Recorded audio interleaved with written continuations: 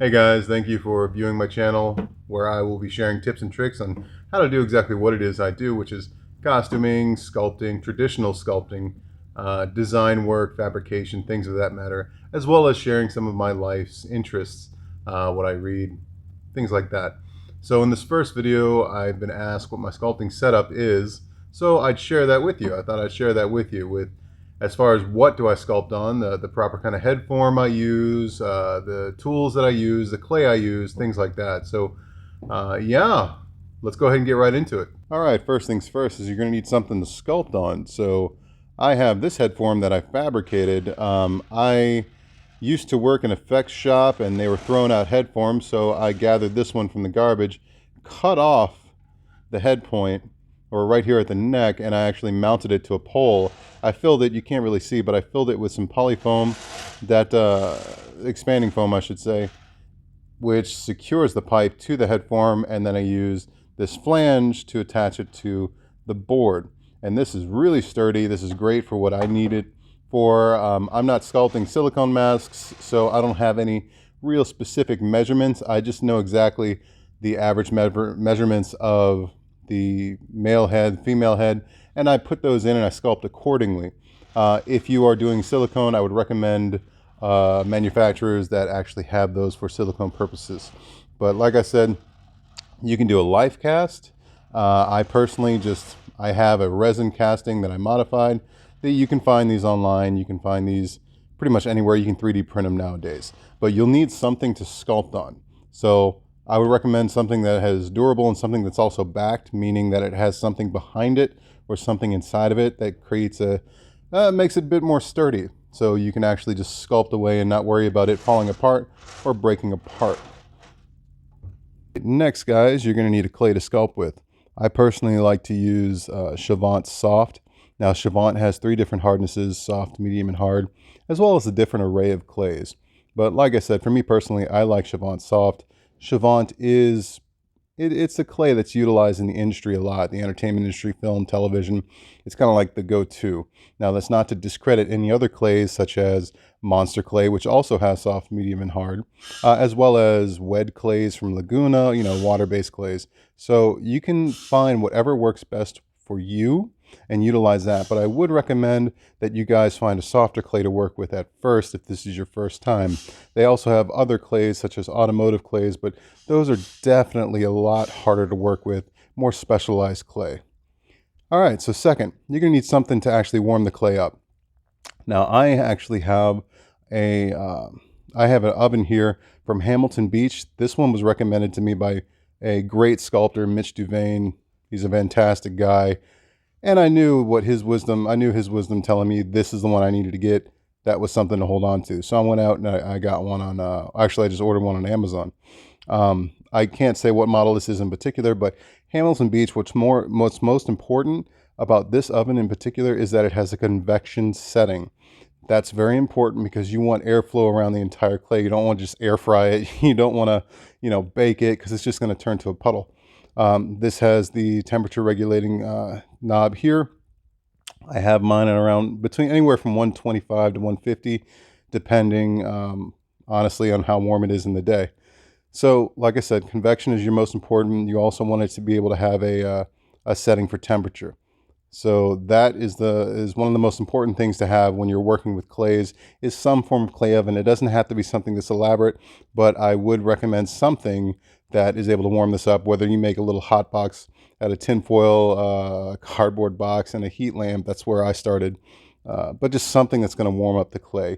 You can also try to microwave it. I wouldn't recommend that so much because that actually heats up the core of the clay before it heats up the exterior of the clay, which makes it molten on the inside and soft on the outside, which is a very, it's a hot surprise, and you don't want that. Okay, lastly, you're actually going to need some tools to move the clay around.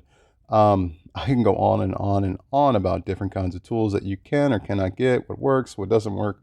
Every artist is different. So I started off with tongue depressors and just my fingers, my hands, and I still utilize that. Sometimes I'll just modify a tongue depressor to the shape I need. So You find what works with you. But right now, these are my tried and true go-tos.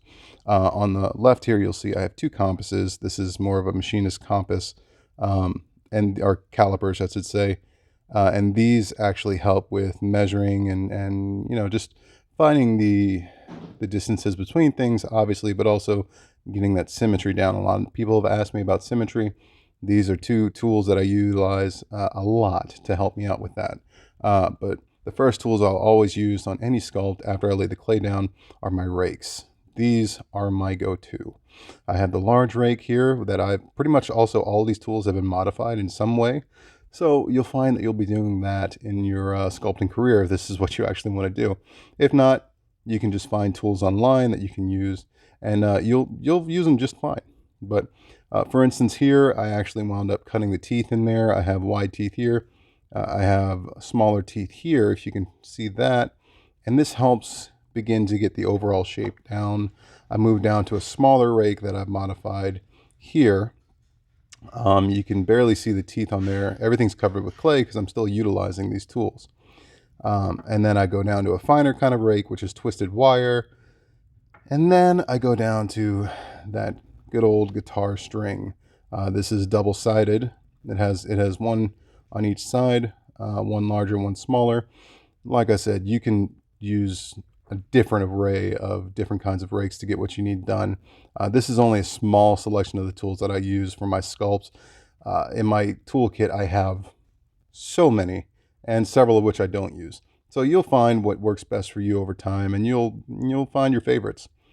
This here is used for scoring and measuring. This helps me get some straight lines on the clay whenever I need to, or just cut out a big chunk of clay when I don't need it in the piece. Also, for planing off surfaces, I have my kidneys or my steels here. This one actually has teeth on it. Also been modified to where the teeth are flat and they're not actually sharp points. That does help. I would recommend if you get one of those that you sand or shave the teeth down to a flat point and not an actual pointed to where they don't have peaks. And then two other smaller kidneys or two other steels that I have here. One is curved, that does help when I'm trying to get certain grooves. And I have a flat steel here that helps just overall, just raking across that surface. But yeah, these are the main tools that I use whenever it comes to all of my recent sculpts. I will use other ones as I need, but these are my go-to always. Oh, also, don't let me forget to say this. I just started utilizing this bad boy. Now, you can get this in any hardware store. This is great. This is absolutely amazing. I picked this up from watching some automotive sculpting videos on YouTube. But this is amazing just for getting a quick, raking over the surface and just getting rid of all those tool marks or, all the initial, hey, I'm pushing clay around with my fingers, those kind of marks. So also, I'd recommend picking up one of these. It may be a little bit more advanced, but this is amazing and such a time saver. All right, guys, that's a quick rundown of the tools that I use. You don't particularly need everything that I have. You just need clay, you need something to heat up clay, and you also need a head form or some form to put the clay on. And you can start sculpting.